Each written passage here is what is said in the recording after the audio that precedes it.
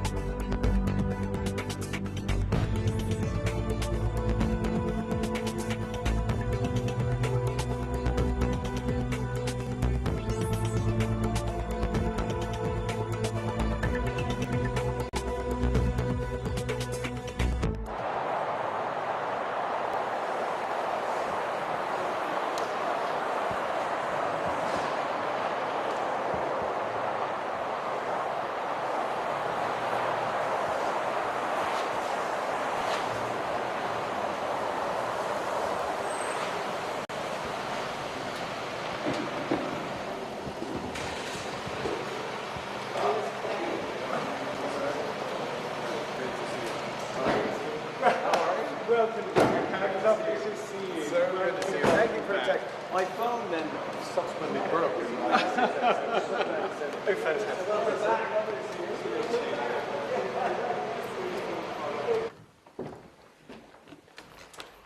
Prime Minister of Canada, Your Majesty. Your Majesty, very good to see you. Lovely to see you. Congratulations.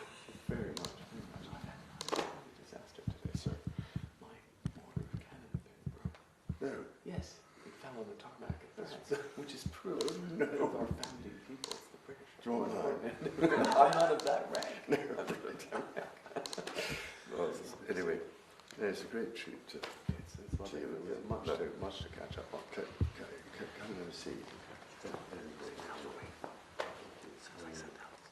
No, I know these things are important.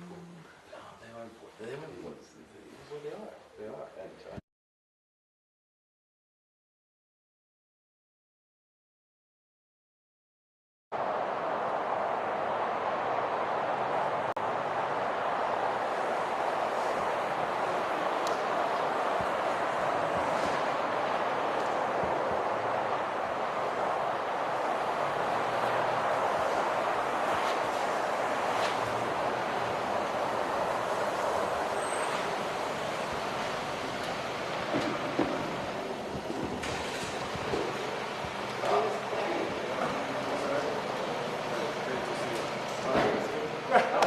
Welcome to your lovely to see you. So good to see you. Thank you for a text. My phone then subsequently broke. Oh, fantastic.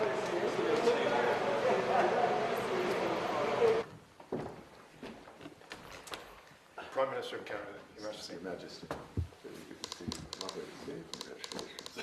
Very much, very much. I've had a really disaster today, sir. My border of Canada been broke. No. Yes, it fell on the tarmac at France, which is proof of our founding peoples, the British. Draw a line. I'm not of that rank. No. Well, anyway, it's a great treat to It's lovely. we have much to catch up on. Come and have a seat. No, I know these things are important. No, they are important. They are important. Well, they are. They are. And,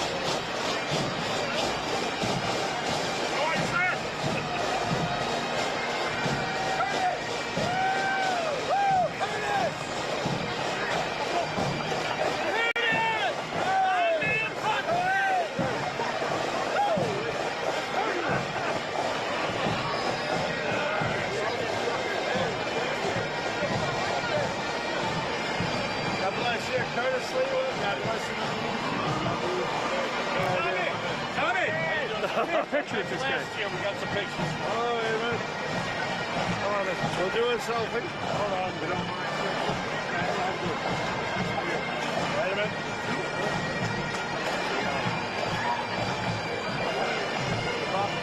Got it.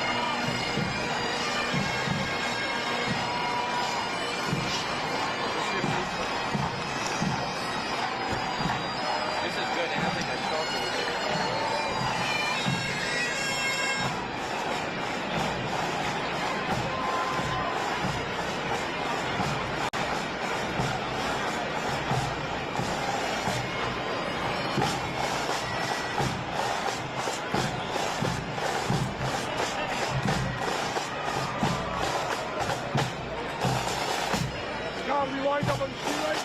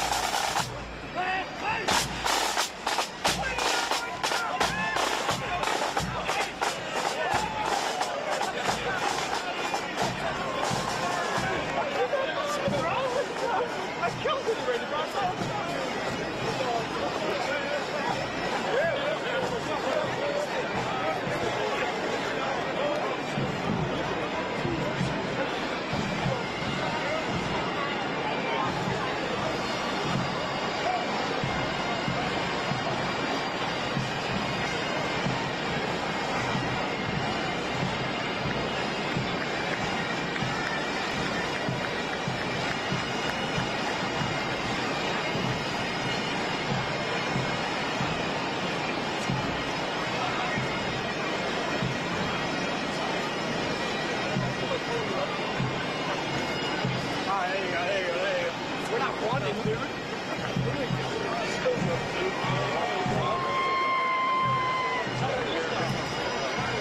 Oh, that's on the loan.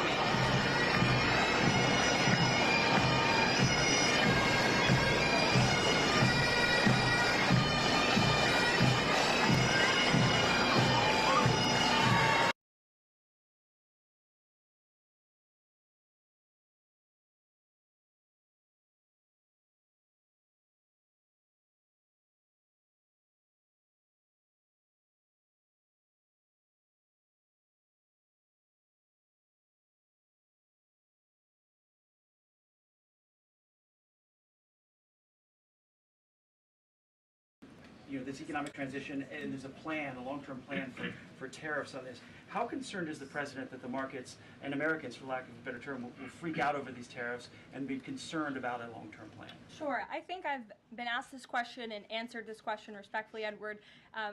We are in a period of transition. The president has made that clear. He also has made his belief in tariffs and what they will do for our great country clear, restoring wealth back to our country. And if you look at the president's first-term economic formula, massive deregulation, tax cuts, lowering the cost of living with an energy boom, which the American people can expect soon. Wall Street and Main Street should both be assured by what President Trump did in his first term. It's the exact same formula. In fact, I would argue it's even better this time around. And if you look at some of the economic indicators in the last week, the latest CPI report last week beat expectations. Inflation is cooling. Core inflation dropped for the first time in 4 months. The national average of the price of gas is down 42 cents from 1 year ago. And there was also a new report out this morning about wholesale egg prices. They continue to fall. A dozen eggs are now $3.10 cheaper since January 24th. First, that's a 47% decrease overall. So I think the American people do have great reason to be optimistic about this economy. And as I've said repeatedly, it continues to be true. The administration has a whole of government effort to fix the economic mess created by Biden. So the president has pointed to that April 2nd tariff deadline, so to speak. Is the tariff back and forth sort of done now? We're just all looking towards April 2nd? Well, I think the president would tell you that all options are always on the table, and he's always ready to respond if he feels the United States is being unfairly treated by our allies and also our competitors around the world. But yes, the April 2nd day is a big day for the country, as the president has said. Reciprocal tariffs will go into effect. We'll have more details on that as the date nears, but our entire trade team, Secretary Lutnick, Secretary Bessent, the vice president has been quite involved in these talks and discussions as well about what that will look like. And the president, as you always do, you will hear from him directly on it. Deborah Saunders, how are you? Fine. How are you doing, Carolina? Good, thanks. Former pardon attorney Elizabeth Boyer believes she was fired for refusing to sign off on a move to restore gun rights to actor Mel Gibson. DOJ's Todd Blanche says no. But I want to know, is the administration dedicated to restoring gun rights to felons who served their times? I ask this because I've talked to people who were pardoned. They felt that was important. Of course, this isn't necessarily for a pardon. What is the president's thinking on this issue? Sure. After you've served your sentence, should you have gun rights? It's an important question. It is one I have not spoken to the president about on his views, but I will take it to him this afternoon. I will tell him you asked, and we will get you an answer. You're welcome. Jonathan. Thanks a lot, Carolina. A question for you regarding the administration complying with judges' orders, I want to ask about an administration spokesperson who's the border czar, Tom Homan. He was on Fox News. We love Tom Homan. And he was talking about the deportations, and he said the following. He said, "We're not stopping. I don't care what the judges think," which seems to me, just reading that, that you don't care what orders come from the federal bench. Is that the case? Can you clarify that, please? Well, I think since you just quoted Tom, I'll quote Tom. He said, "I don't care what the judges think, but I can assure you that the administration is complying with the court order. And as I've said repeatedly from this podium, all of the flights that were subject to the judge's written order departed before the written order, and we are prepared to make that case in court later this afternoon." Reagan, and then if I could, on Russia, the president, as you pointed out, Caroline, made some remarks on Air Force One coming back from Florida, and he seemed to indicate that the conversation tomorrow concerns essentially dividing up assets, dividing up territory associated with the war in Ukraine. Has President Zelensky given President Trump that authority? Is that what is going to take place tomorrow? Well, as you know, the president and his entire national security team have been engaged directly with President Zelensky and the Ukrainian team, and that has been part of the discussion between the president's team and the Ukrainians. As for where those lines will be drawn or any specifics, I am not going to get into that from this podium. It would be unwise for me to get ahead of the president's call with President Putin tomorrow. But again, I can assure you, in the effort of transparency, as this president always does, you will hear from him or one of us directly after that phone call tomorrow. Reagan. Thank you, Caroline. There's a lot of focus on the judicial branch right now. The president has about 40 judicial appointments that he could make at this moment. Do you have an update on what the timeline would look like for those judicial appointments? And does the president have a list of potential nominees that he's vetting? I do not have an update on a timeline, nor do I have a list, but I can certainly have our team gather that for you and provide it. You're welcome. Sure. Go ahead. Sure. Thank you, Caroline. So the president is visiting the Kennedy Center this afternoon to attend a board meeting. A question about what happened a few weeks ago. The Kennedy Center got bomb threats targeting a performance by Shingun Performing Arts, which is an American company showcasing China before communism. This company has been targeted, unfortunately, by the CCP for years. I'm wondering if this administration has a response to this, and also as the president is putting an emphasis on arts and culture, what's the administration's message to potentially foreign state actors who are trying to disrupt that in the U.S.? Don't disrupt it. This administration will take that very seriously and hold you accountable. We obviously condemn any violence or threats of violence against American institutions, and the president will be traveling to the Kennedy Center later this afternoon. I look forward to going with him. As you know, he is now the chairman of the board of the Kennedy Center, where he hopes to restore arts and culture that embrace American tradition, don't disparage it, as we have unfortunately seen over the past several years. The president will be doing a tour of the center. In his business developer mind, I'm sure he will make some recommendations on how the center itself can be improved, but also will be discussing perhaps some future plays and musicals and theatrical programs that the center will be hosting under his new leadership and the board's new leadership. Daniel. Will the president be discussing with Putin tomorrow the future of Volodymyr Zelensky? Sort of a follow-up to John's question. Again, I've been asked and answered this question now. I'm not going to get ahead of the president's discussion tomorrow, but after the phone call takes place, I can certainly provide a readout. Daniel. Caroline, thank you so much. You mentioned earlier in the briefing that you guys are at the 10-yard line of peace. Given the amount of progress that you've made in such a short amount of time, is that an indictment of the previous administration's foreign policy stance, and is it just more proof that you need to talk to people to sort of get things done? I think so. I think the previous administration is the reason this war began. As President Trump often says, this war would have never started if he were still in office. It only started because of the incompetence and the weakness of the previous administration. And President Trump is very proud of the progress that he and his team have made in such a short amount of time. And hopefully tomorrow that progress will move forward. Sure. Thanks. There have been some media reports just in the last few hours that the administration has decided to withdraw from the International Center for the Prosecution of the Crime of Aggression against Ukraine, which is designed to hold Putin accountable for war crimes. Are you able to confirm that? And if that has occurred, why has that occurred? I'm not able to confirm it because I have not heard that. I will caution, I know there have been many inaccurate and misleading reports from Reuters lately, so I would caution anybody taking that seriously, but I can check in and get back to you. Great, thanks, Caroline. Is it the President's belief that the Justice Department should be investigating members of the January 6th Select Committee? Is he directing the DOJ to do that? As the President made it very clear in his address on Friday, I believe some of you were there, I was there, he made his vision for what he would like to see of the Department of Justice very clear, but he said that he has appointed great people in Attorney General Pam Bondi and also in our FBI Director Kash Patel to do what they think is best for our justice system and to stop the weaponization of justice that we saw under the previous administration against not just President Trump but his supporters as well. We want to restore the Department of Justice to an institution that focuses on fighting law and order and crime and putting real criminals behind bars, not targeting Americans because of their religion or their political speech. We saw that under the previous administration, and it's unacceptable to this president. And just to follow up really quickly on just Homan's comments from earlier, a few weeks ago in the Oval Office, the president said he will always abide by the courts. We heard what Tom Homan said earlier today. So I'm only asking just to be clear for the American people. It is the administration's belief that they will that you feel like you are bound to comply by the judge's orders? We are complying with the judge's orders. Question on the storm. Sure. What role does the president see for FEMA with these storms? He's talking about getting rid of FEMA, states handling their own disasters. Does he plan to change how the federal government responds to these storms? There hasn't been a change yet. That doesn't mean there couldn't be in the future.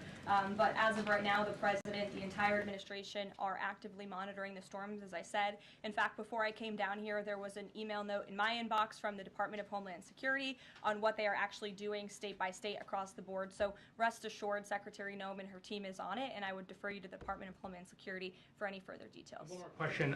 The president referenced power plants with a conversation with Vladimir Putin. What is he referring to with power plants? What is that? There's a power plant that is on the border of Russia and Ukraine that was up for discussion with the Ukrainians, and he will address it in his call with Putin tomorrow. The nuclear plant. Correct. Okay. Yes. Do you have a question? Yes. Okay. I wanted to ask you if you would be releasing more granular data about the people who were sent to El Salvador this week. Particularly, will you be releasing their names? I don't believe so because of the privacy concerns at this point in time. That doesn't mean we won't eventually. I would defer you to the Department of Homeland Security for more details on the individuals on the flights, but we have been incredibly transparent in giving you the breakdown of the numbers and also some of the crimes committed by these heinous criminals and individuals: kidnapping, sexual abuse of a child, robbery, aggravated assault on a police officer. I would remind everybody in this room that Tren de Aragua is a foreign terrorist organization operating within the United States of America because the previous administration allowed them to invade our country. These are monsters who tortured, raped, and murdered a 12-year-old Jocelyn Nungre. They murdered 22-year-old nursing student Laken Riley. They led a multi-state sex trafficking operation involving smuggling women into the United States, holding them in stash houses in Louisiana, Florida, New Jersey, Texas, and Virginia, and forcing them into prostitution. They kidnapped and murdered a 33-year-old woman in Texas. They sexually and physically assaulted a woman and her daughter in Wisconsin. They conducted a mass shooting in Illinois. They peddled untraceable ghost guns across New York City, took over an Aurora, Colorado apartment complex where they kidnapped and tortured victims. And by the way, many of you in the mainstream media said that didn't happen. It turned out that it did. And because of the effective immigration policies of this administration, those foreign terrorists were detained and they are no longer operating on American soil, and we have President Trump to thank for that. We'll see you guys later at the Kennedy Center. Thanks so much. Thanks, Caroline.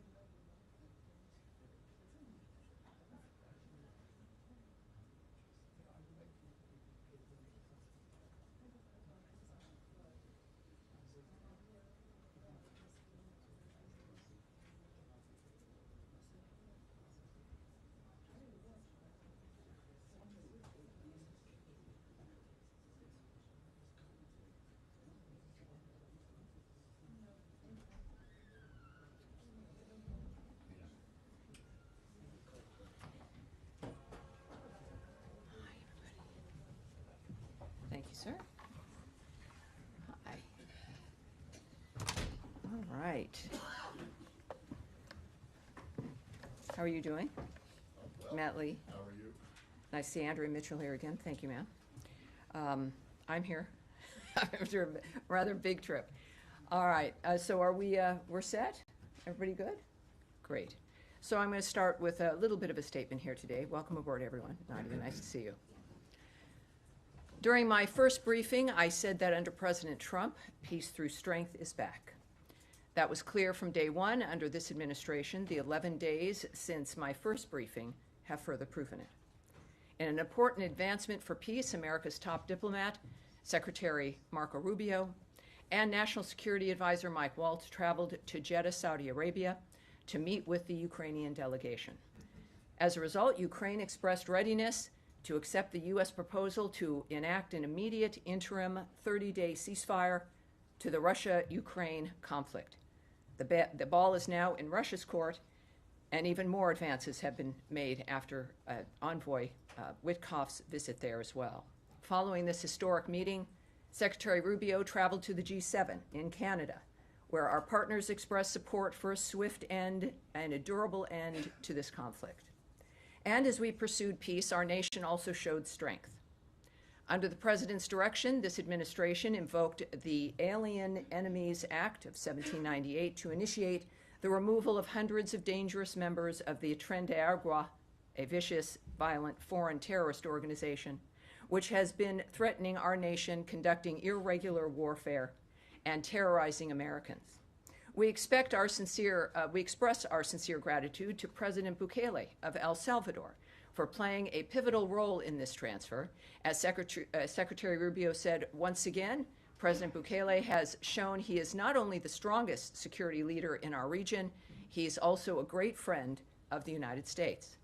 In our fight against terrorists, President Trump ordered the launch of decisive and powerful U.S. military deterrence operations against the Iranian-backed Houthi terrorists in Yemen.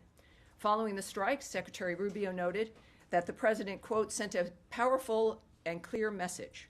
These attacks on U.S. vessels and global shipping must stop, and we will hold you accountable. We will protect our people and freedom of navigation. In furtherance of President Trump's maximum pressure policy on the Iranian regime, last week the State Department announced sanctions on Iran's oil minister and shadow fleet that facilitates Iran's illicit crude oil trade. These actions were taken to stop the flow of revenue to the Iranian regime that uses to fuel conflict in the Middle East, advances its nuclear program, and supports its terrorist proxies. In addition, the State Department will consider revoking the visas of foreigners who have supported Hamas and unleashed anti-Semitic harassment, intimidation, vandalism, and violence on America's college campuses. As Secretary Rubio said on March 6th, those who support designated terrorist organizations, including Hamas, threaten U.S. national security. And we intend to use the department's broad authority to revoke visas when information comes to light indicating a visa holder may be inadmissible or ineligible under U.S. immigration law. Here's the bottom line. Secretary Rubio's State Department remains committed to advancing the national interests of the United States. Peace through strength is back. Not that we have a lot of things to discuss, and I see it all on your faces, but it is good to be back. I've been away for, I don't know, 10 days now or so, but I'm looking forward to answering your questions. We will begin again with Matt Lee.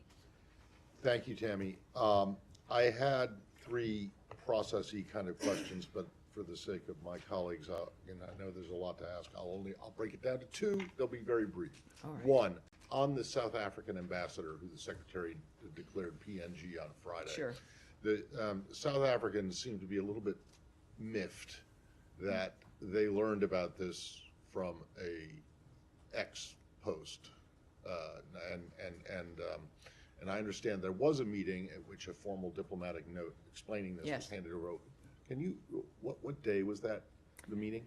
Well, it was the same day of Friday. the announcement, yes. So after Secretary Rubio made his decision, our senior level diplomats convoked the South African embassy staff for an in-person meeting at the State Department.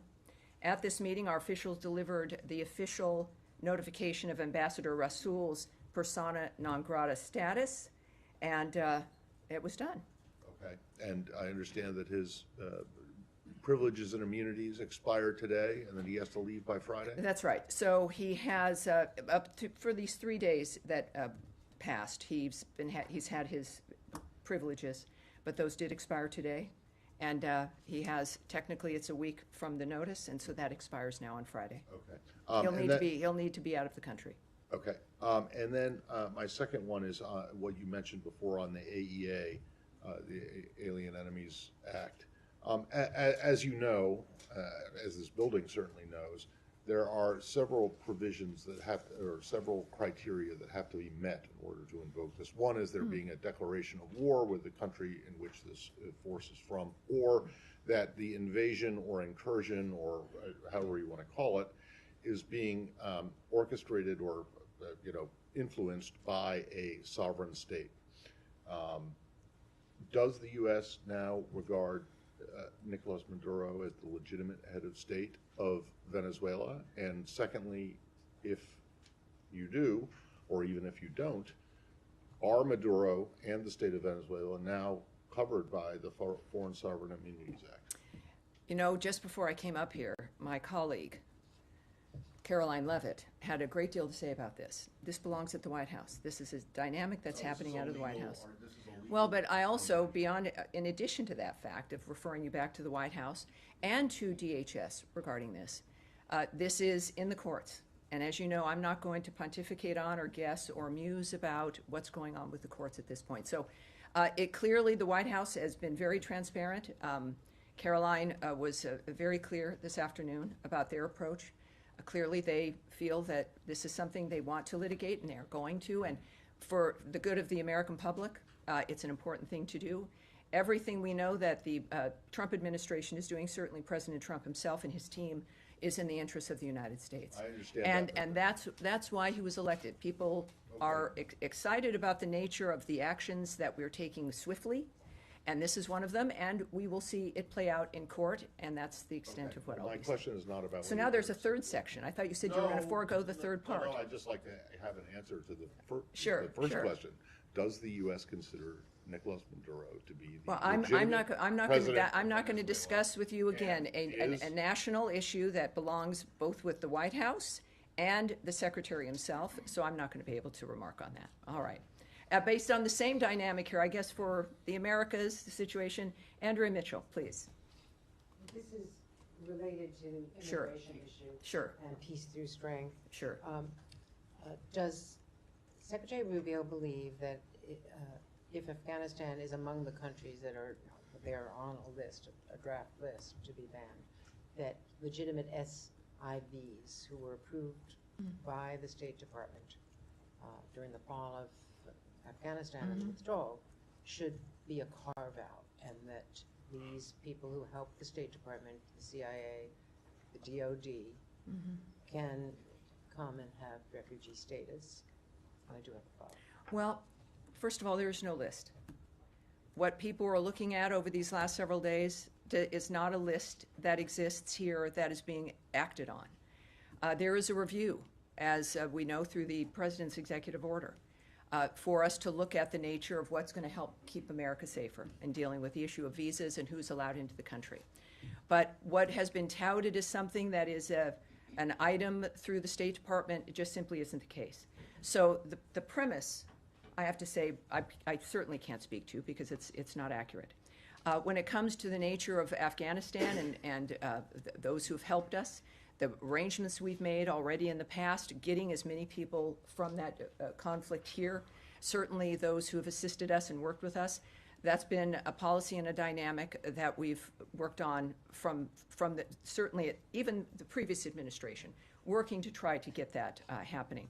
So that's not something that is certainly I can talk about regarding something that doesn't exist, but certainly when that review is done, we'll have something that we can discuss. Okay, then let me ask you also about your view, the Secretary's view, about the legality of a foreign country holding an American citizen from Iowa who has not been charged with any crime and holding his passport and not permitting him to return home in the case of what's happening in Punta Cana and the Dominican Republic, where this young man and his family and his lawyers say that he has not been permitted to leave the Dominican Republic, that he has been a cooperating witness, he's not charged with any crime.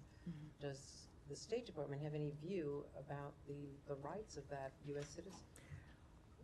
Well, I think what's appropriate here is for me to not to, this is unfortunately the nature of the State Department and what we do. When it comes to diplomatic efforts, whether they exist or not, the nature of legal frameworks for individuals, the privacy issues involved, that's not something I can get into any detail about. He has spoken publicly, and his family have. Does he have consular access? Well, that's his. I think all of us have a right to speak and to be known, but we have a standard and a protocol here that we won't discuss a private situation, a private case. Certainly, when it comes to diplomacy, diplomatic relationships between one country and another, I'm not going to go into those details. All right, Sean. Thanks. Can I go back to South Africa, the ambassador? Sure. The secretary, of course, had his ex posted on Friday. Can you explain a little bit the reasons? It's quite an extraordinary step. I was looking back, I mean, if I'm not mistaken, even in the height of tensions with Russia, there was no expulsion of the ambassador and no PNG there. What is it? I mean, essentially this was remarks that the ambassador made at a think tank or at a conference that were critical. What I'm getting at is, should other ambassadors be on alert? Can they not criticize President Trump without fear of being expelled? Well, I think it's not about criticism. This was the equation of the president and the country with white supremacy. It was an allegation that casts such an awful light on the nature of the country, on individuals. It is. I mean, if we don't have a standard about the nature of someone who is in this country, who is supposed to be a diplomat to help facilitate the relationship between two countries, and that this is the standard of it, you know, we deserve better. We've had a decent level of diplomacy with South Africa. There are some challenges, but you want people in each embassy who can actually facilitate a relationship. And these remarks were unacceptable to the United States, not just to the president, but to every American. They were pretty much obscene when it came to the nature of what was alleged. So that is, I think, at the very least, what we should expect is a standard of some respect, basic, low-level respect, if you're in a position that is going to help facilitate any kind of diplomatic relationship with another country. This particular individual certainly didn't meet that standard, and it is a message to people of what America expects, what the president expects, what the Secretary of State expects, what this whole administration expects when it comes to treatment of the nation itself and as a result of the people in this country. And so that's why it was done. Could just expand on that. South Africa today said that it wants to have a better relationship with the United States. Are you open to that? I mean, there's been other, the Secretary of State away from the G20. Are you of the view that South Africa can repair the relationship despite the criticism that's come from this building? Well, I think both the President and the Secretary of State have made it clear what the problems are and what they have an issue with when it comes to South Africa. The unjust land expropriation law, as well as its growing relationship with countries like Russia and Iran. That's what prompted the serious review of our South Africa policy, which continues to be underway. They have taken also, the South African government, aggressive positions toward the United States and its allies, including accusing Israel, not Hamas, of genocide in the International Court of Justice, and reinvigorating its relationship with Iran to develop commercial, military, and nuclear arrangements. So this isn't one just of demeanor or decorum, however they add into it. This is a matter of a nation that is, we've again made it very clear, taking steps that are not in the best interest of providing a safe, secure, more prosperous America, let alone world, when it comes to the decisions they're making. So all of this is under review, but obviously part of it is, within the diplomacy of it, is to encourage a change in policy and posture. of course that would be the point. The point is to encourage a change.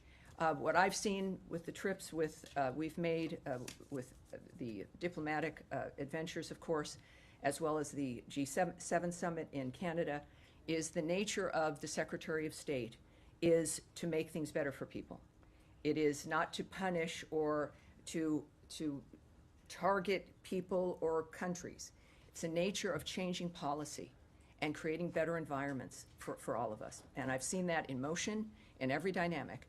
And that's the case here with South Africa as well. Nadia, yes. Thank you so much, Tammy. Good to see you. I have a couple of questions. On Yemen first, what is the U.S. strategy regarding Yemen? Is it degrading the capabilities of the Houthis that they don't pose a threat to U.S. interests, or is it destroying them completely? Because there's conflicting statements from U.S. officials saying, like, we're not going to interfere with the civil war in Yemen. Well, what we've seen, of course, in the past when it comes to the Houthis, it was a tit-for-tat strike. If the Houthis would be sending missiles or attacking both commercial and military ships, what the previous administration did is they would do one strike as a tit-for-tat dynamic. What's happening now is a complete shift when it comes to the nature of why it's going on, which is to stop the assault on the maritime traffic in that area.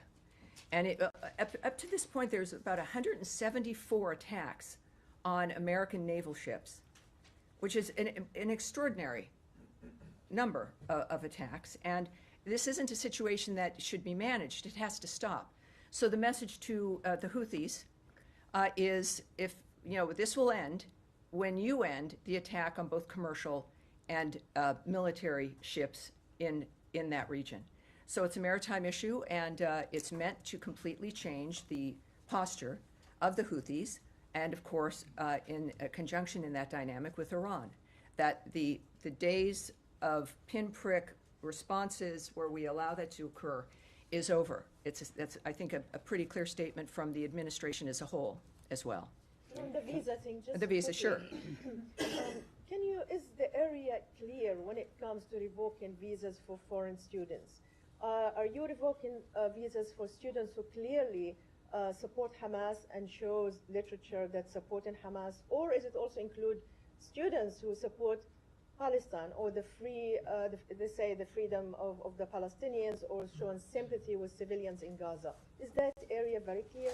Well, what Secretary Rubio has been saying on a number of different interviews is that this is about, when you think about someone applying to come into the country to get a visa, if you were to say everything that he ended up doing as would be his goal upon entering the country, we would never have issued the visa. So you have a dynamic, whereas if there's going to be certain kinds of actions that you're going to undertake, that we don't accept that. Every country has a right to control its borders and to determine who's going to come into the country. So in this particular instance, there's also, I know, a freedom of speech argument. But this is not about speech. It's about actions. It's about things that were done.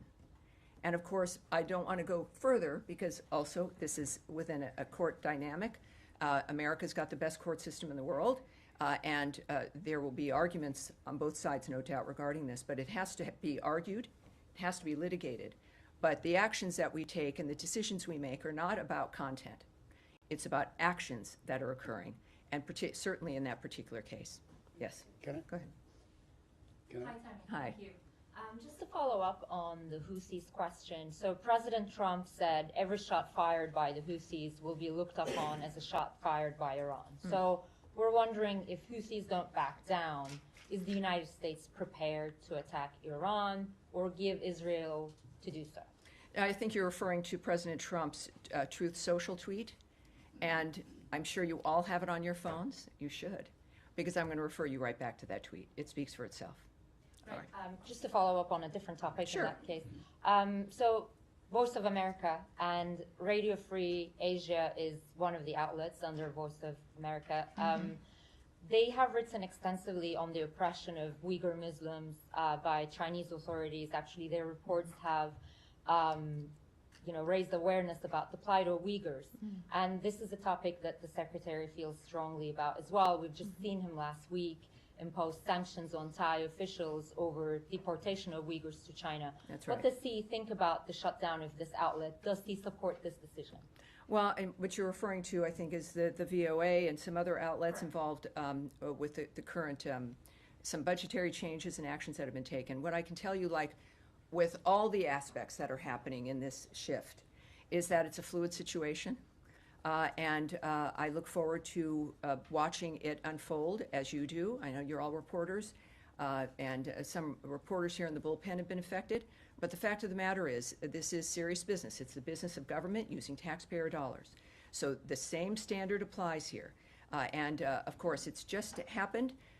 Carrie Lake, as essentially the envoy within this framework, is someone that Americans know and trust, and I look forward to seeing how this unfolds. But right now, it's new. It's a fluid situation, and we'll have more for you as it unfolds. When you say fluid, All right, could Ms. it go be ahead. overturned, All right. you mean? All right, go ahead.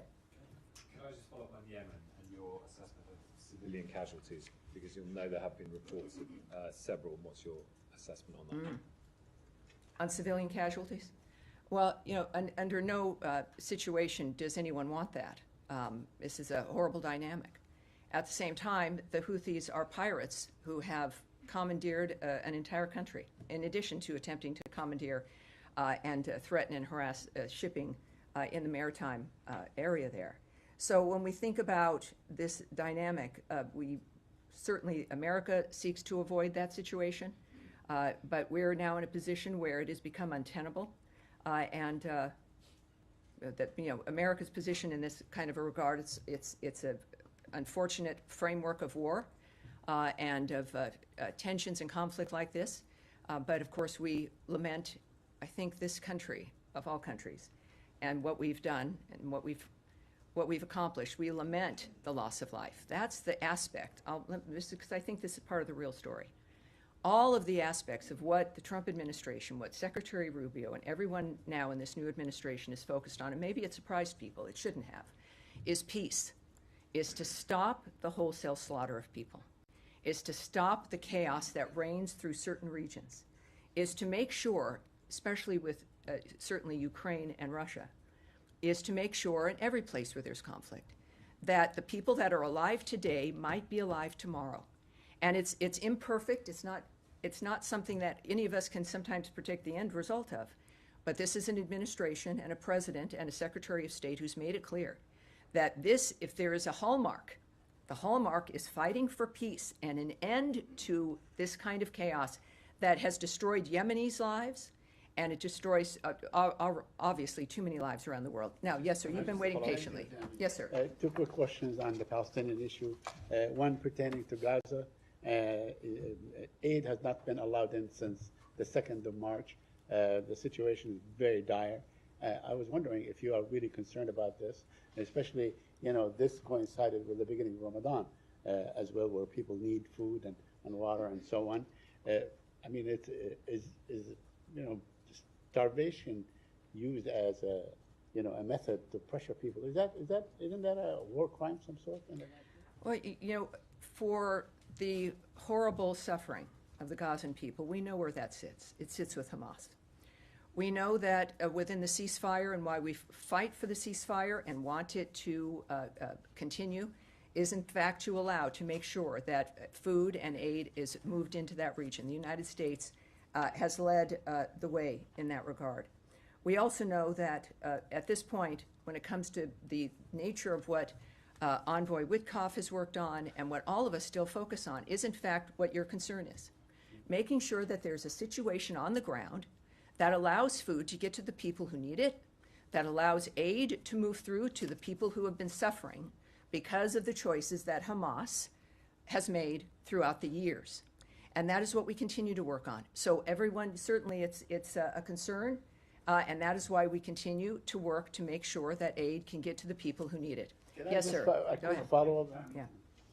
Question on Syria. The Syrian Interim Authority last Thursday approved a new constitution. It has granted likely no rights for the minority like Kurds and Druze in Syria, and has been rejected by these minorities, labeling it's against the democracy. What's the U.S. view on that constitution? And does anyone in this department connected with the new Syrian interim authority? Do you have an engagement with them? You know, again, when it comes to diplomatic engagements, situations as fluid and as situational like that one, that's not something I'm going to be able to answer. But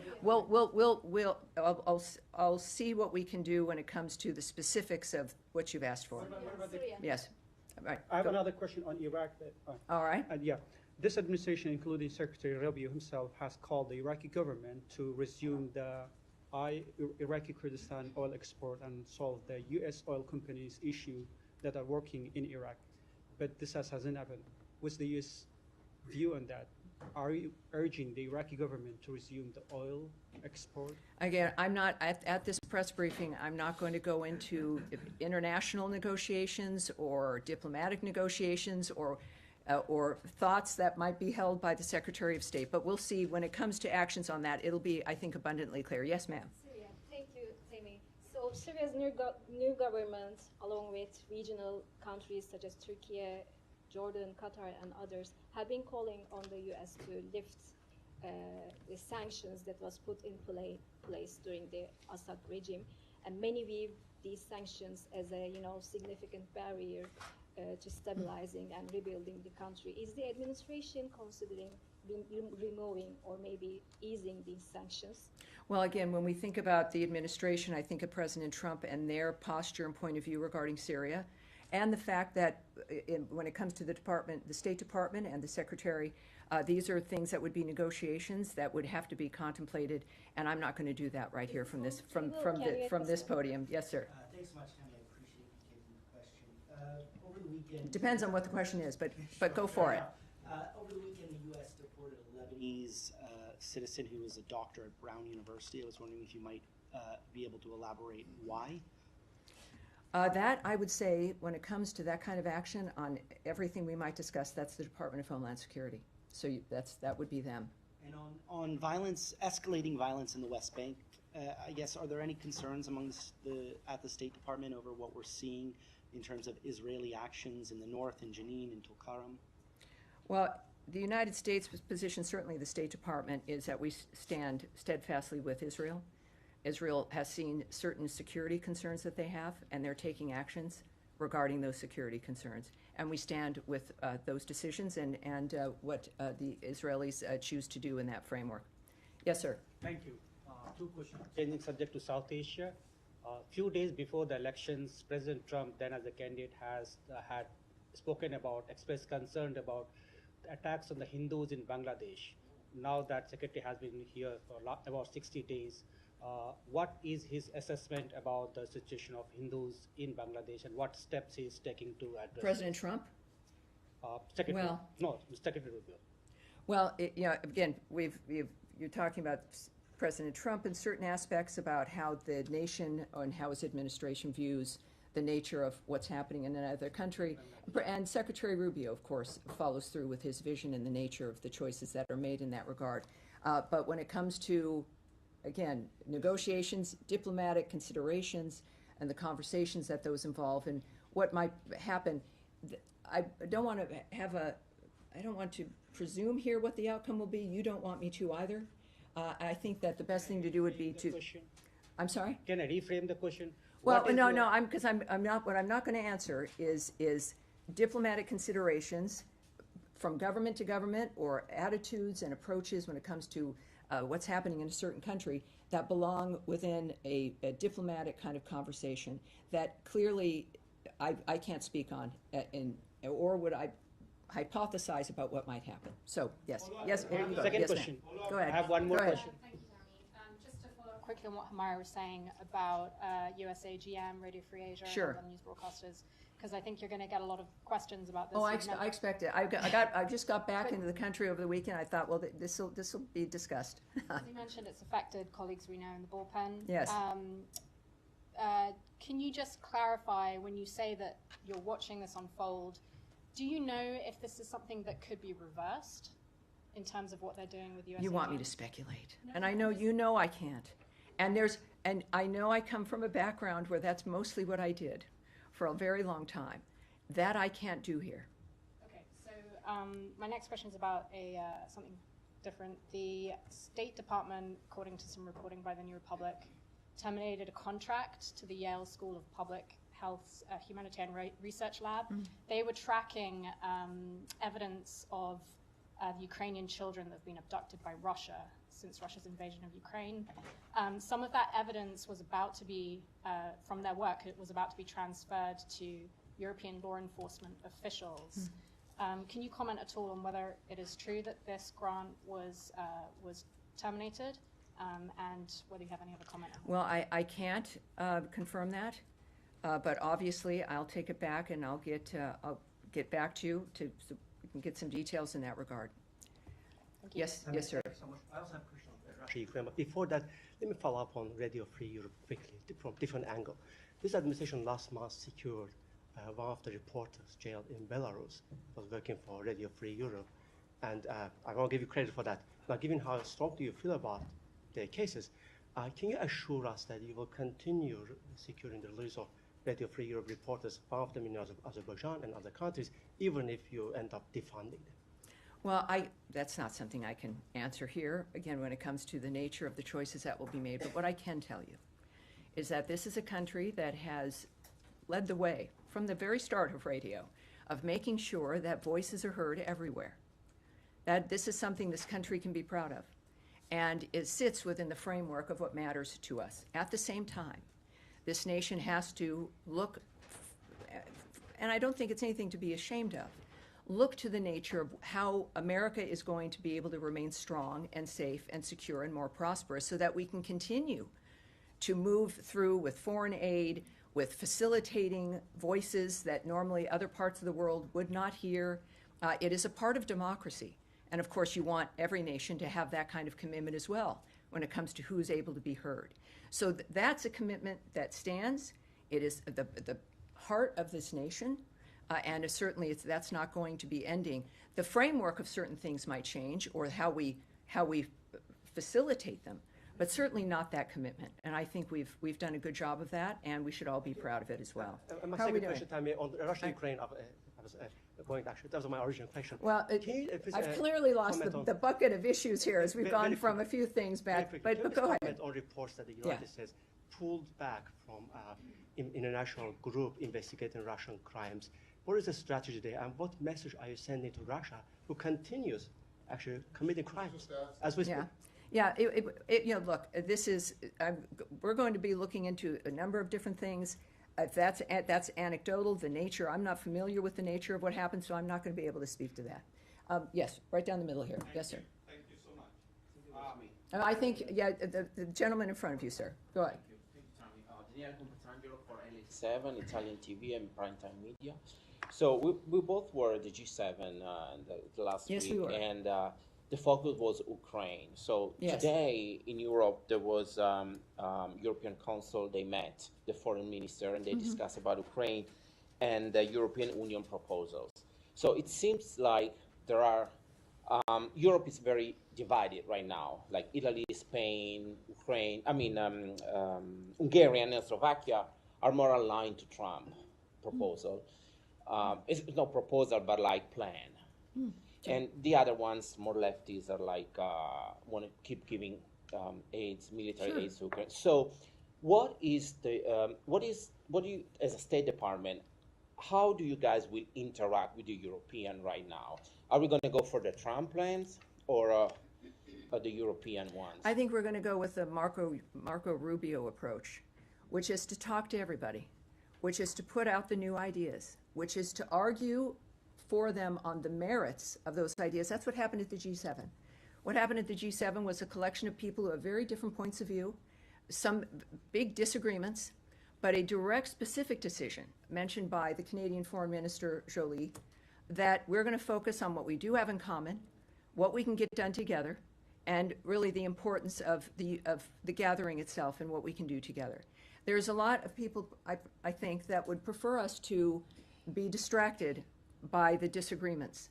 But what I've seen Secretary Rubio accomplish is remarkable, and in different environments where there's negotiations between countries attempting to stop war, a ministers' meeting where They're all aligned in some fashion or another and want to work together but have disagreements. I can say this, fortunately, having been there, is that it's been his voice, and I'm proud as an American that it happens to be the American Secretary of State. It's his voice that has brought conversations together, that has brought groups of people together. And we know this is why you need a State Department and why you need diplomats, because everybody's going to have different ideas. Everybody's going to think there's a better way, and we all have investments in the nature of the outcome. America is the strongest country in the world for a reason. All the combination of things we do, but mostly because we are a nation of merit and arguments and speech and the ability for people to be heard and for all of us to have an open mind. That is what Marco Rubio brings to this debate, especially in Europe where there are disagreements. We will, and he expects to, win people over based on the merits of the arguments that we continue to make every day. And I'm going to leave it there, everyone. I'll see you Wednesday and Friday this week if you didn't get enough. There'll be more to talk about. Thank you, everyone. I appreciate it.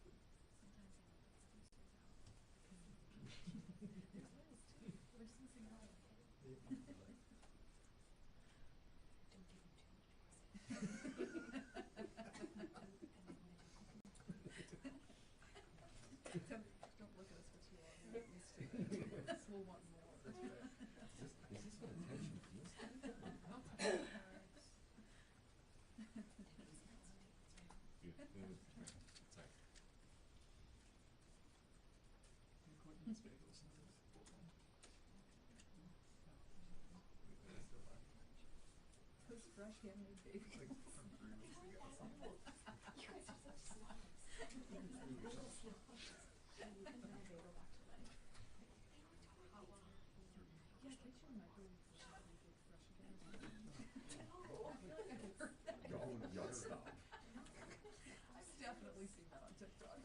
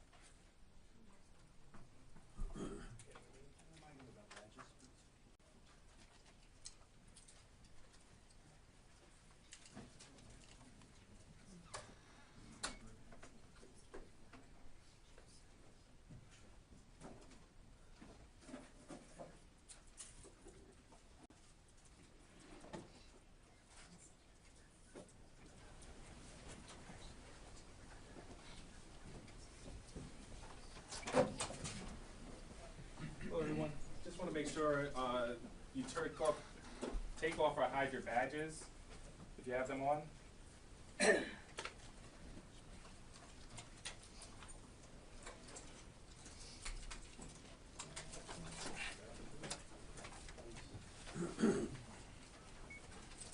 Hey, how's it going, everybody? Everybody doing okay? Let me see here.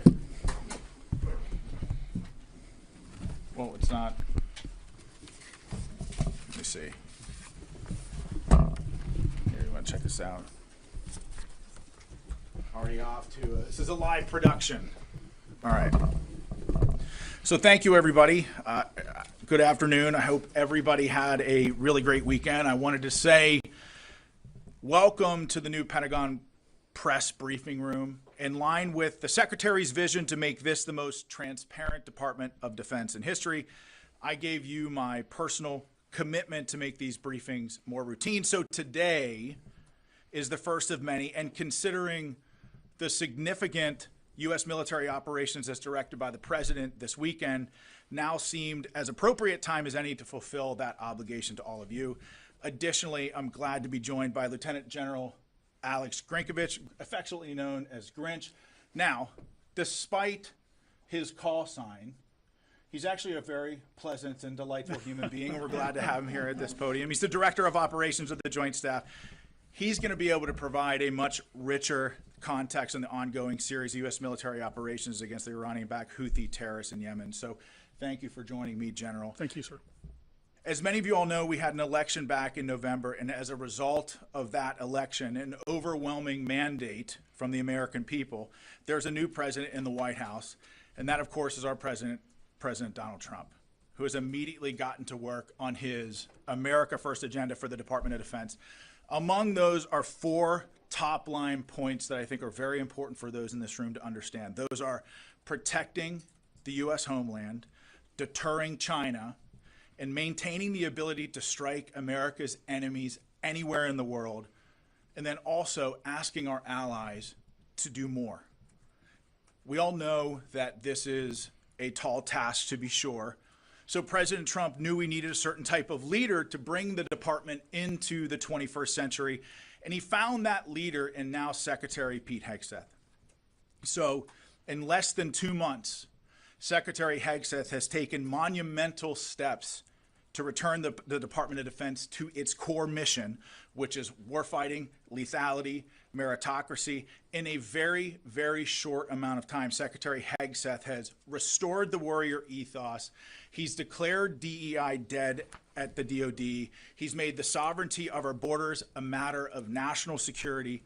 And we are refocused on training, fitness, and high standards across the board here in the Department of Defense. So before we get into our updates today, I just wanted to take this opportunity to say that this Department of Defense is committed to achieving our mission of maintaining the greatest fighting force the world has ever known, and returning the Department of Defense back to the American warfighter and making it more transparent to the American taxpayer. So starting out, as I'm sure you've all seen over the weekend, U.S. Central Command Forces initiated a series of operations consisting of precision strikes against Iran-backed Houthi targets across Yemen to restore freedom of navigation and reestablish American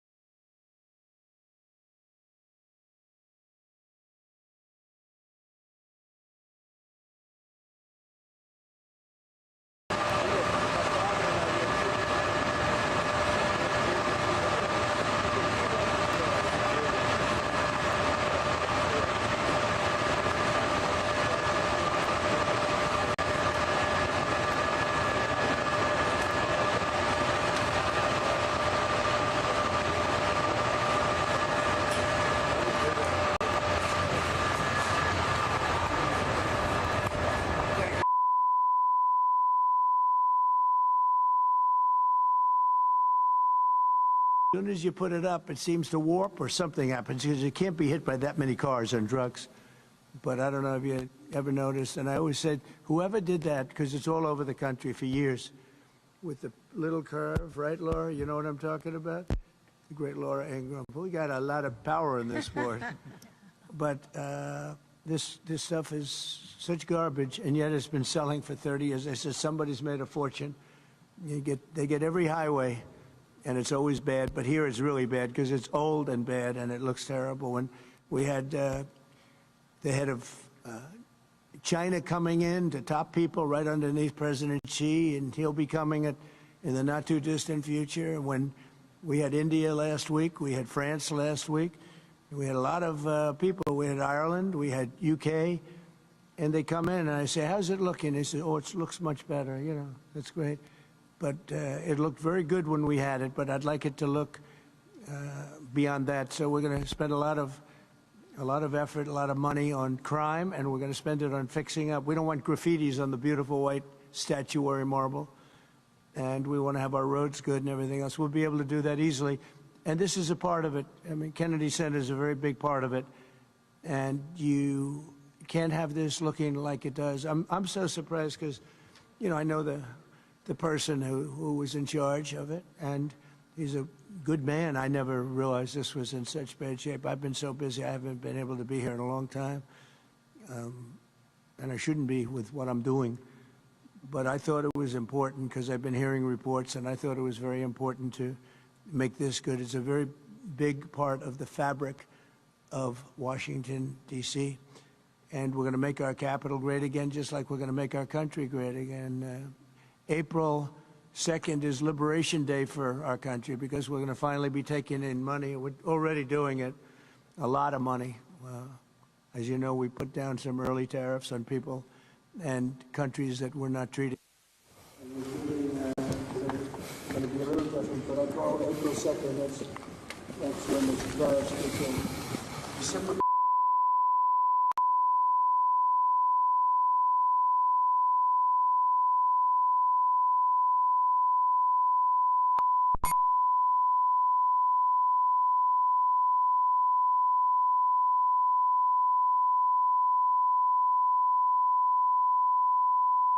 As you put it up.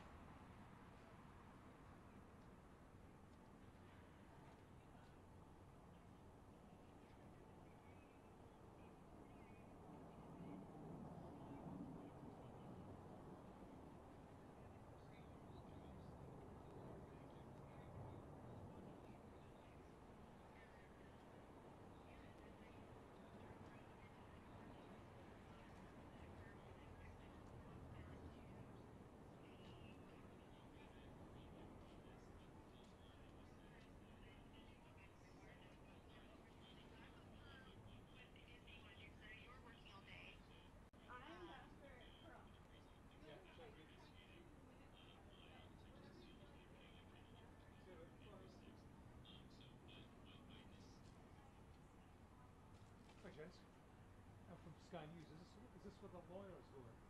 Yeah. This is the door, yeah? We hope. Oh, okay. But there, there's another door. Yeah, right in front. Yeah. We'll kind of put the keys. It's all right. You don't know if there's anything expected. We're expecting anything. Not expected. We don't know. Either way. All right. Thank you. Cheers. Yep. No worries.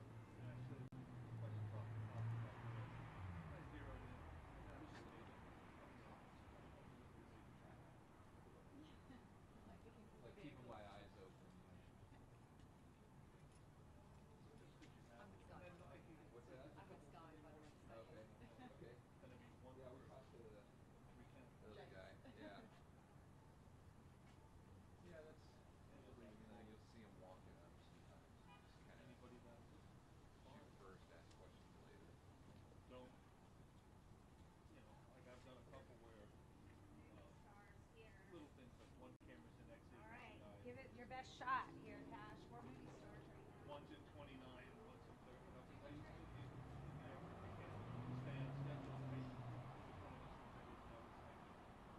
I usually keep the cameras this They're way. looking for lawyer-looking dudes.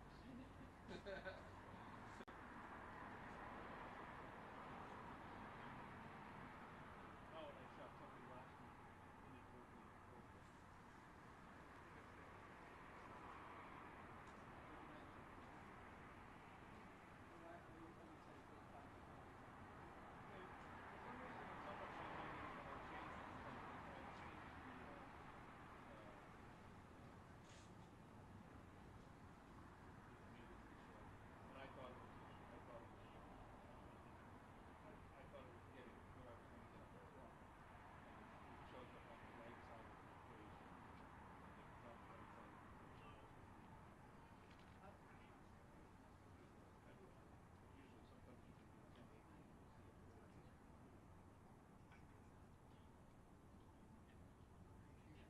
Well, the camera can shoot and take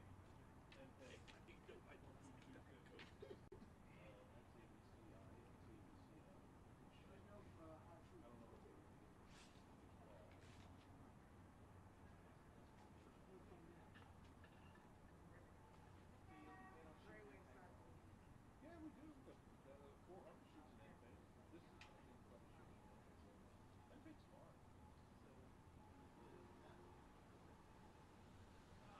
It depends on the project. It depends on the show. Sunday morning is the only show. They color correct everything, so that and they like XABCI.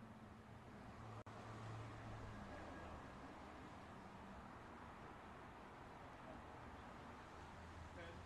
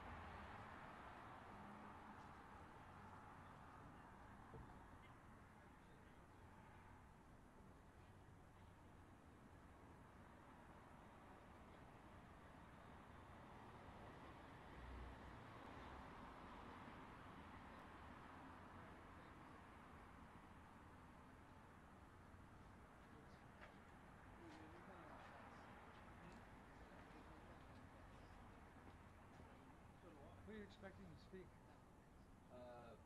We're not sure anyone's going to speak, but it's a hearing 5 o'clock about the Venezuelans taking to El Salvador.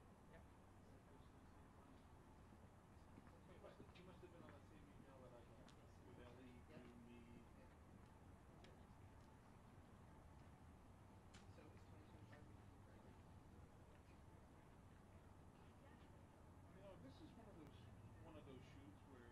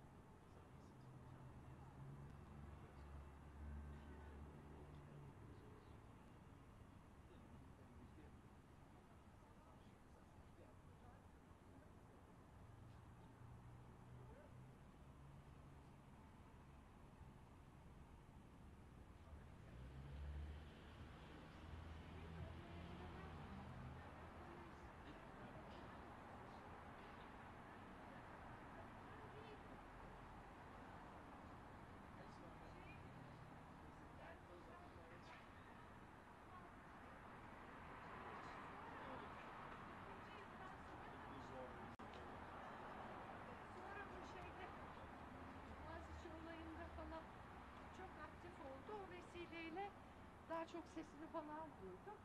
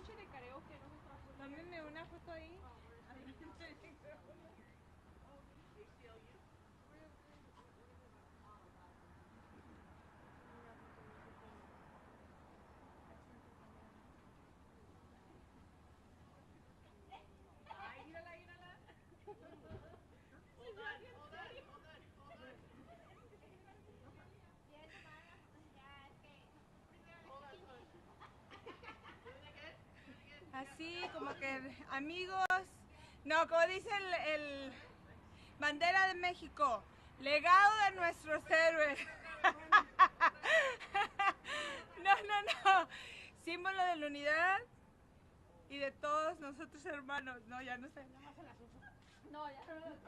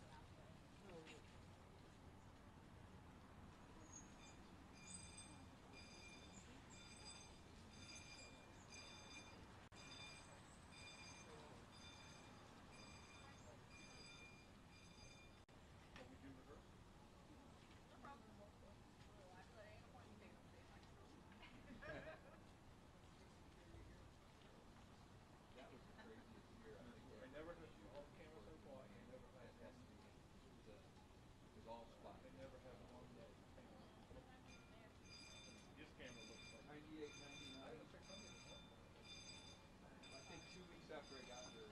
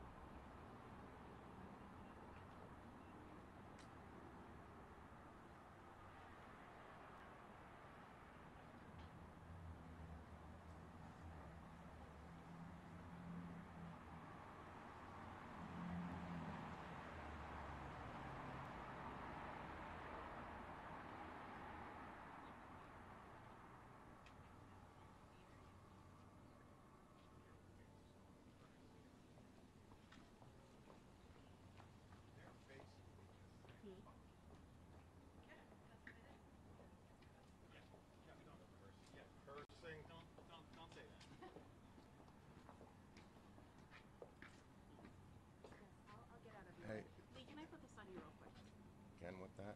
Okay. Please, and thank you. Yeah. Do you mind? Do you all want to wait for the print press? Is that all right? Yeah, we can hold it. Yeah.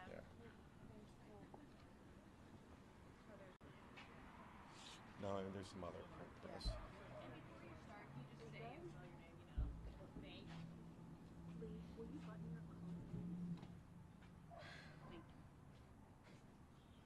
You don't want me to change my shirt, do you? Okay.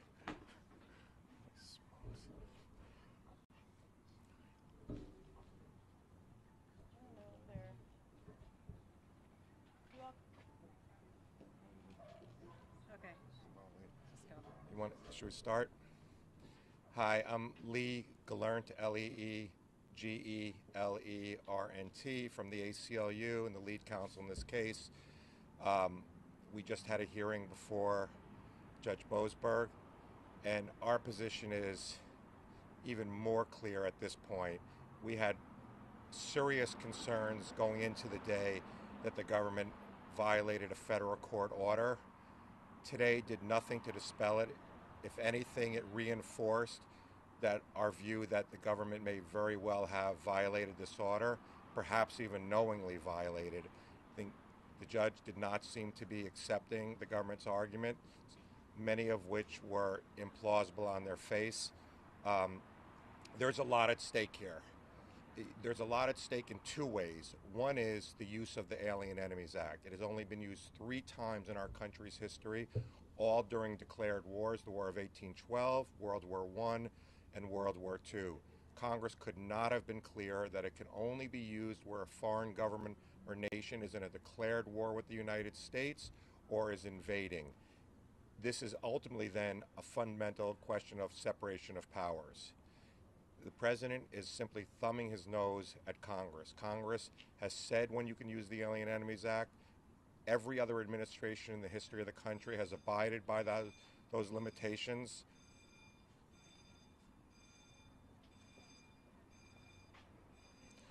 Abided by those limitations, and therefore, not surprisingly, it's only been used in these 3 declared wars. So we think the Alien Enemies Act cannot be used in this context, but even if it could, what I told the judge today was that there must be individual due process. If a person does not believe they're a member of the gang, can show that, then they're not subject to the proclamation. Yet the administration has not only invoked the act in an unprecedented and lawless way, but they have refused to give individuals the opportunity to show that they're not actually part of the gang. And so we don't know all the individuals who have been removed so far because the government did it in secret and in fact signed the proclamation in secret. But I would caution people to accept at face value the administration's characterization of all these men. We've seen over and over in the last 7 weeks the government overstate who they've detained. We saw it at Guantanamo. They originally said these are all the worst of the worst. It became clear very, very quickly that many of them had no criminal violation at all, or a minor criminal violation, or just an immigration violation. Okay, let me just pause for a second. Every time a car goes on. So not only have they not had due process to make the showing that they're not a member of the gang, but the government has repeatedly overstated who they're detaining. But again, first and foremost, the Alien Enemy Act cannot be used in this context. The other big issue involved, and the one that was at issue today, and why the stakes are so high, not just because of this unprecedented invocation of the Alien Enemies Act, is the Trump administration's apparent refusal to accept this court's jurisdiction. We are on, as I said in the hearing, and I wanted to be very careful and take a pause before I said it, but I do think we are slipping closer and closer to a constitutional crisis. I mean, that term has been thrown around a lot in the last 7 weeks and over the years, but at this point, it seems like the administration is simply walking into court and telling a federal court they can't look at the evidence, they can't stop what they're doing, and we see constant public statements from administration officials criticizing federal judges, saying they don't have authority. I think we're on dangerous ground here in the United States.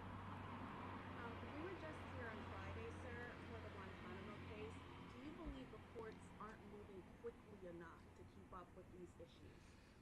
So I think the courts are moving quickly. I think the courts have a lot on their plate, but I think Judge Boasberg's decision shows how quickly the courts are willing to move. You know, we filed this brief with our partners at, with Democracy Forward and the ACLU affiliate here in D.C. at 2 in the morning on Friday night.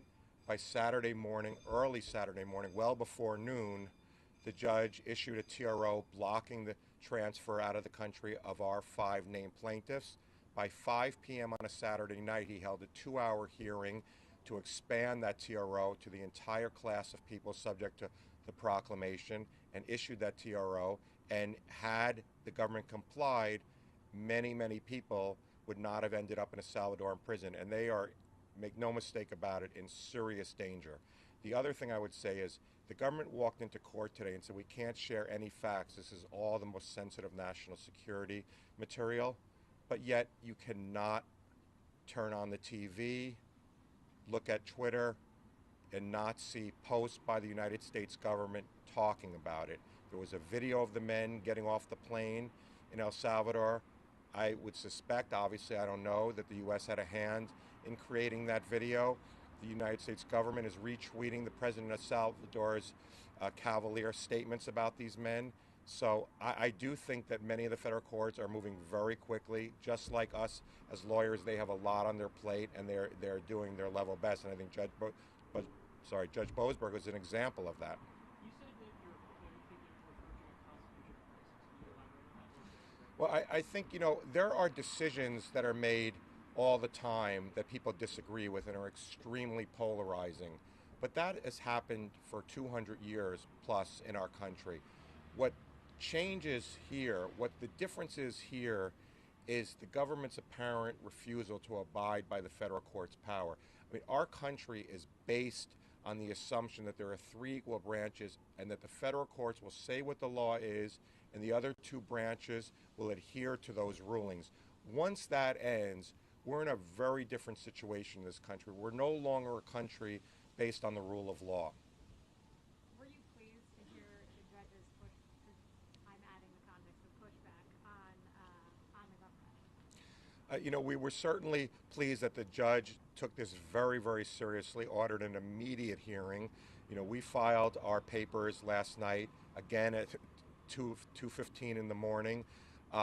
He, by this morning, had already ordered an emergency hearing this afternoon, and we were very pleased that he ordered the government to provide sworn declarations and to provide him with information. And he made very clear that he would not stand by and let them just say, we can't provide you with any information. Is there anything else that you wish was included or would be included in those declarations tomorrow? No, I think that's enough to start with. I suspect that if those declarations don't satisfy the judge, he may push for more or he may just rule. But I think we will have another chance if we don't accept what's happened. And, it doesn't appear like we're going to be able to see those declarations. That's unfortunate, but we trust Judge Boasberg to go through them very carefully.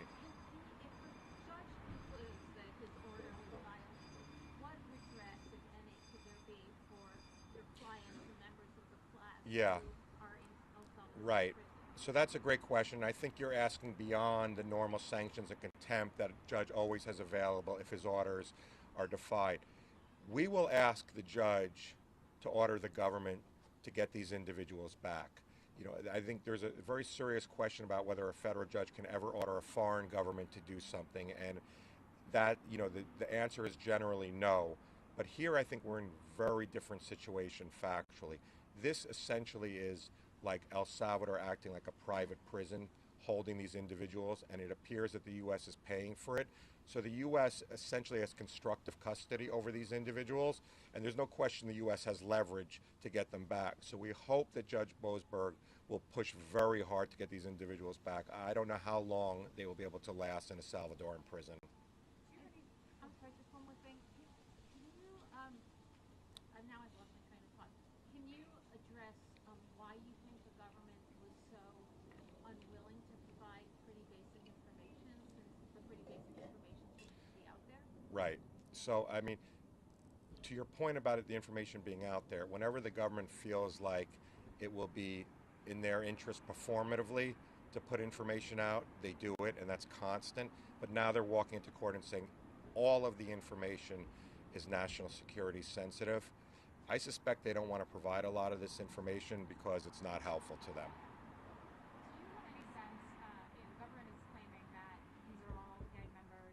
Right. Do you have any sense of what percentage may fit into that category or may not? So we cannot answer that because the government has done it all in secret. What I will tell you is a few things. One is our 5 named plaintiffs dispute that they are gang members. We are also hearing from family members now of the people who were put in the Salvadoran prison because they showed their faces in videos. The families are reaching out, and I suspect there are going to be many people coming forward to say these are not gang members. I think lawyers are going to hear that their clients are in the Salvadoran prison and be able to provide evidence that these are not gang members. And the other thing I would just say is, and this is just, not to belabor the point, but this has been a habit by the Trump administration to overstate the danger of the people they've arrested. And so, again, I would caution people before they jump to any conclusions about who these men are. But, and again, I don't want to lose sight of the fact that if they are gang members with serious criminal convictions, there are other ways the United States government can deport them. If they've committed crimes, they can be prosecuted. If they are not allowed to remain in the country, the immigration laws give the government more than enough power to deport these individuals. What this case is about is using a wartime authority during peacetime. And think about the implications of it. The government is saying it's unreviewable for a federal court to look at whether we've designated a particular group as a threat, and we use the Enemy and Aliens Act. Well, think about all the different groups throughout American society over the years that have been designated as serious criminal organizations. If the government has this power and the president has this power, any group of people could all of a sudden be designated enemy aliens. The government's position is the courts could not review that. They could be in a minute's notice on a plane and put in a Salvadoran prison. Sir, what if anything can be done to protect people who are outside the 5 plaintiffs? Because the weekend's order was pretty broad, but yet still people were sent home. Is there anything that plaintiffs, attorneys like yourself could do to protect people who may not be the 5 named folks? Well, I think the order applies to everyone. I don't think the government's disputing that the order applies to everyone. I think the dispute we were having today was whether those planes were out of U.S. territory and therefore the government didn't have to turn them around. But I think the government recognizes unless and until the judge's order is vacated, they have to comply broadly. What's your understanding of what the government said its authority was to remove the people on the 3rd plane? And did the judge agree to order the government to clarify? The judge, we don't know what the authority is, and I suspect that they may have been people who were subject to the proclamation, but we'll obviously have to wait and see. And the judge said he wants to know if anybody was subject to the proclamation. Now, if he believes them factually that there wasn't a single person who was subject to the proclamation and these were just regular deportees under the immigration laws, then it will fall outside of our case. Thanks. Thank you. Thank you very much, sir. Do we have like Oh, you're killing me. Thank you, sir. Okay. I heard it in court, but. Hi, Jackie, I'm with News Nation. Thank you so much. Oh, hey, nice to meet you. Do you have a card? On the phone if you. I'm sure he's yours. But I'm on the paper. What's on the paper? Oh, thank you. We don't mind. 431-5585. I'm in New York too. I got a 917. I know. I'm very proud. Nice. Sorry, so 646-431-5585. Right. Okay, wonderful. Thank you. Is that the best way, or is email better? Just so Email. Either one. okay, then I'll just leave it at that. Yeah. Thank you. Let's see if I have it. Can you guys stand?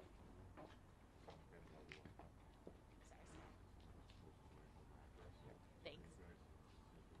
My wife's not thrilled about it.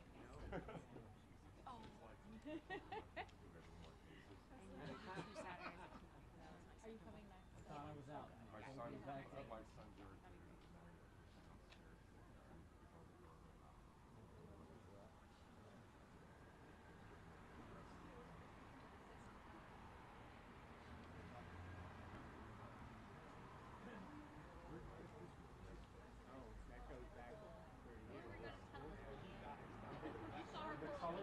I was going to say, it's not so old school, it came back to red, right? It was blue when I started.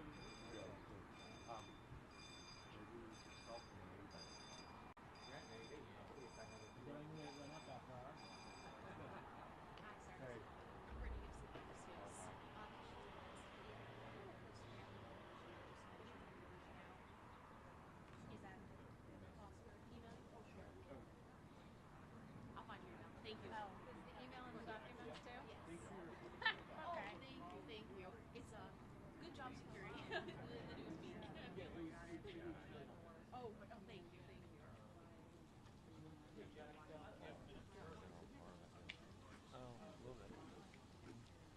How you been?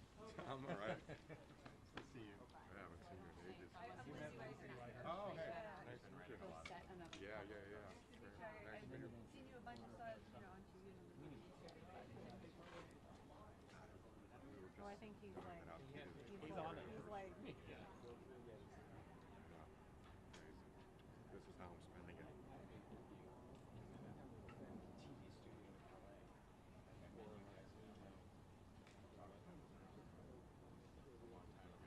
It really is. Yeah, it really is. It's embarrassing that we're supposed to still doing the work. I should have been on a beach a long time ago. How long have you been there? here? We haven't here. AP, 10 years now? Yeah. That's pretty Yeah, I good. feel like I've been there for a while, but I'm losing track of years.